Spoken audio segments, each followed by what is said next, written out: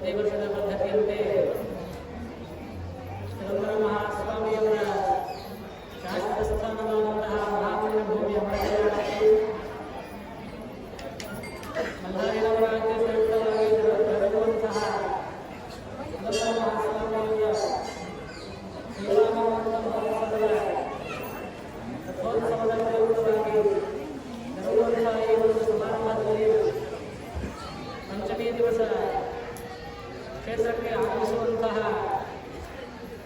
ಚಿದಂಬರ ದಿಂಡಿಗಳಲ್ಲಿ ಆಗಿರುವಂತಹ ಚಿದಂಬರ ದಿಂಡಿ ಬಕ್ಕಿಹಳ್ಳಿ ಮುಚ್ಚಂದೇಶ್ವರ ದಿಂಡಿ ಬಕ್ಕಿಹಳ್ಳಿ ಹಾಗೂ ಶೇಷಾಚಲ ದಿಂಡಿ ಕಲ್ವಳ್ಳಿ ಅವರ ಪಾದಯಾತ್ರೆ ಮುಖಾಂತರವಾಗಿ ಶ್ರೀ ಕ್ಷೇತ್ರಕ್ಕೆ ಆಗಮಿಸಿದ್ದಾರೆ.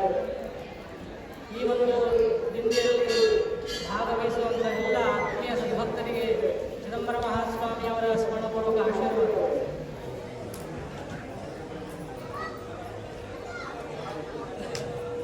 ಕ್ಷೇತ್ರದಲ್ಲಿ ನಡೆಯತಕ್ಕಂತಹ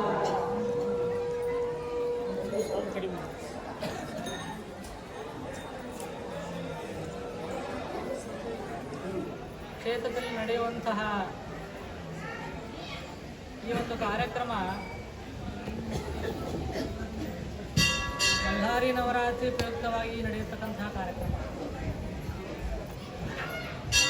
ನಮ್ಮ ಚಿದಂಬರ ಮಹಾಸ್ವಾಮಿ ಪರಂಪರೆಯೊಳಗ ಯಾಕೆ ರಾಜಾರಾಮರು ಈ ಕಲ್ಯಾಣೋತ್ಸವಕ್ಕೆ ಭಾಗವಹಿಸಬೇಕಂತ ಹೇಳಿದರು. ಅದು ರಾಜಾರಾಮರ ವಿನಂತಿ. ಅದು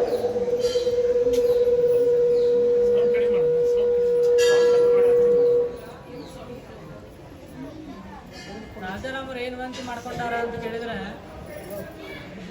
ನೀವು ನಿಮ್ಮ ನಿಮ್ಮ ಊರುಗಳಲ್ಲಿ ಜಯಂತಿಯನ್ನು ಆಚರಣೆ ಮಾಡಿರಿ, ಆದರೆ ಕಲ್ಯಾಣೋತ್ಸವಕ್ಕೆ ಮಾತ್ರ ಪ್ರತಿಯೊಬ್ಬರು ಮೂಲ ಮಹಾಕ್ಷೇತ್ರಕ್ಕೆ ಬರಬೇಕು ಅಂತೇಳಿ ವಿನಂತಿ ಮಾಡ್ತಾರೆ. ಅದೇ ಪ್ರಕಾರವಾಗಿ ನಾವೆಲ್ಲರೂ ಕೂಡ ವಾರಕರಿ ಪದ್ಧತಿಯಂತೆ ಆ ಮಹಾಸ್ವಾಮಿ ಸನ್ನಿಧಾನಕ್ಕೆ ಬಂದಿರಿ. ಅತ್ಯಂತ ಸಂತೋಷ. ಯಾಕೆ ಈ ಪರಂಪರೆ ಹುಟ್ಕೊಳ್ತು? ಯಾಕೆ ನಾವು ಪಾದಯಾತ್ರೆ ಮುಖಾಂತರವಾಗಿ ಭಗವಂತನ ಹತ್ರ ಹೋಗಬೇಕು?